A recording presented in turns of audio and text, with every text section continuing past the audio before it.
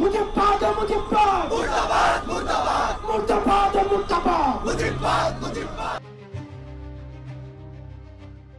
গোপালগঞ্জে এনসিপি গেছে ৬৪ জেলায় পদযাত্রার অংশ হিসেবে, কিন্তু নিষিদ্ধ ঘোষিত আওয়ামী লীগ ছাত্রলীগের কর্মীরা গাড়িবহরে হামলা করেছে।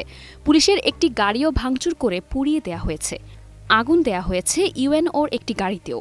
বিকেল ৫টা পর্যন্ত প্রকৃত হতাহতের পরিসংখ্যান পাওয়া যায়নি। শেকড় থেকে শিখরে।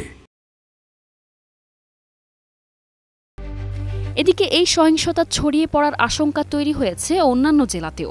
ঢাকায় বেশ কয়েকটি স্থানে ব্লকেট কর্মসূচি করছে বৈষম্য বিরোধী ছাত্র আন্দোলন। এছাড়া ইনকিলাব মঞ্চ তাদের ভাষায় দিল্লি থেকে গোপালগঞ্জকে স্বাধীন করতে কর্মসূচি দিয়েছে। এনসিপি উত্তরাঞ্চলীয় মুখ্য সংগঠক সার্জিস আলম অভিযোগ করে বলেছেন, গোপালগঞ্জে পুলিশ দাঁড়িয়ে নাটক দেখছে।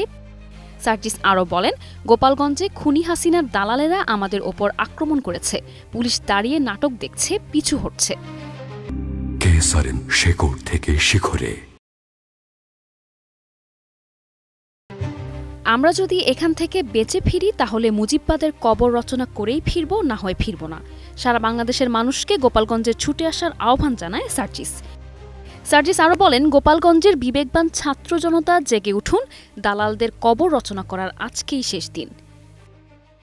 নিশা আলম, নিউজ ডেস্ক, ২১ টেলিভিশন।